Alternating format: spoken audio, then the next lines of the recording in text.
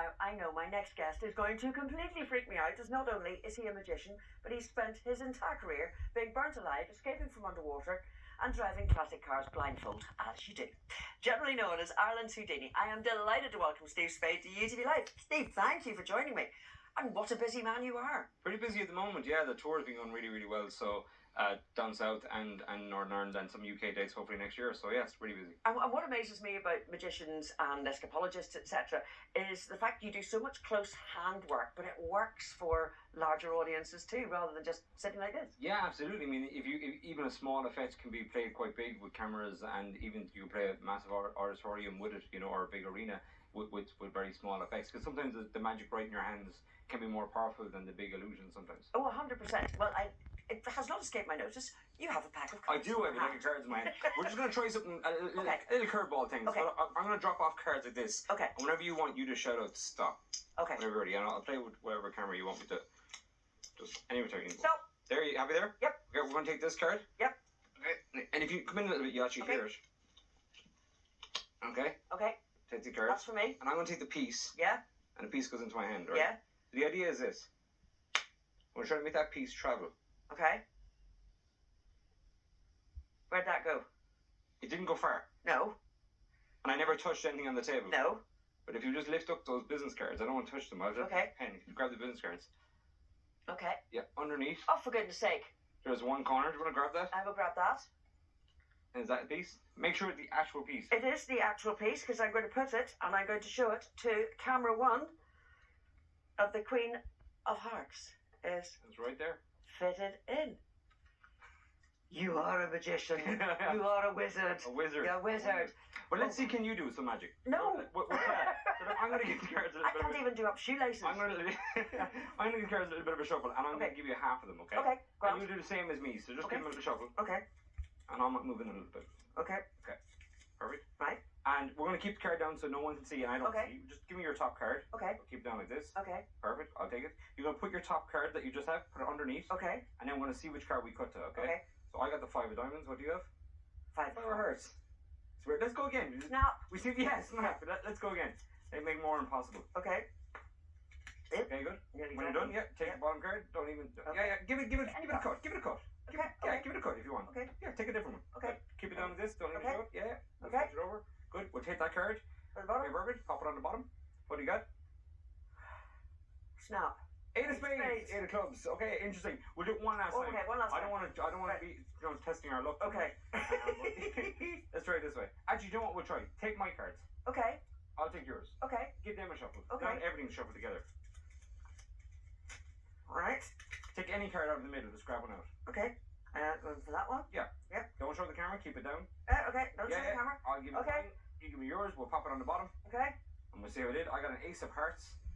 What you get? Ace of diamonds. Ace of diamonds. Wow, it's a miracle. Snap. That is absolutely. Where did this love come from? So my uncle was a magician. He's a doctor. But Sorry. Your uncle is a magician and he's a doctor. But he's actually a doctor. Okay. But he was like, I guess, a semi-professional magician, Michael Byrne, and he used to. I guess when I meet him at like a family occasion, he would show me magic, and I was young, and I got to see this kind of reaction from people, and it was more the reaction more than the magic. It was kind of, why are they reacting like this?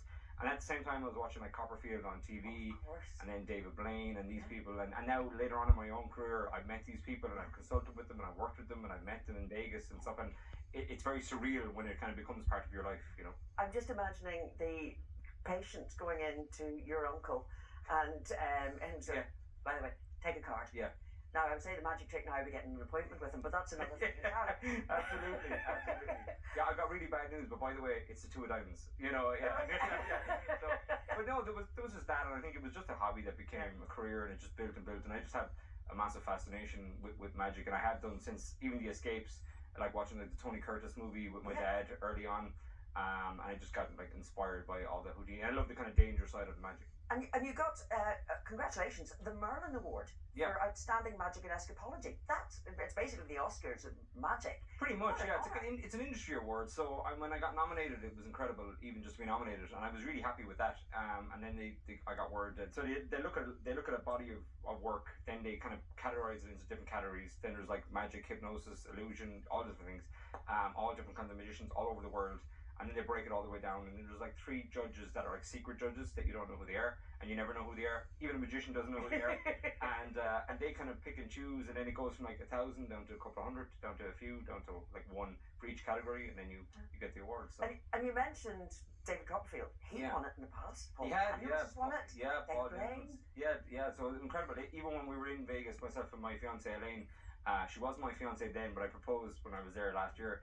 Where did the ring come from? I was going to do a magic trick with it. I talked to other magicians, but I was like, no. I think her guard was down because we were in Vegas for the award, so she wasn't expecting it.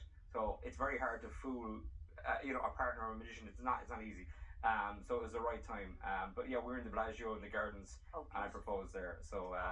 You old romantic. Oh yeah. And I put her through a lot. The big explosion thing in Portrush. That was a real nail biter for her. So yes. I feel like I kind of I didn't want to trauma anymore. Because illusions and so much more. Simon Drake is somebody who I knew from donkeys years ago, and an amazing illusionist. Brilliant. I mean, magic is getting, and illusions are getting more and more sophisticated and complicated too. Sure. It's incredible. I just think the way people are, what fooled people 100 years ago may not fool them or entertain them today. Even though in the show Lost Magic that I'm touring now, it has elements of the old style to see kind of still engage a modern day audience, and it's been going really good. Well, Steve, thank you so much indeed for joining me this evening. You're going to be lavish next Friday, 25th, and we can expect more tricks like this. Yeah, magic illusion, everything. Let's be more careful. Be careful. I need to be careful now. I'm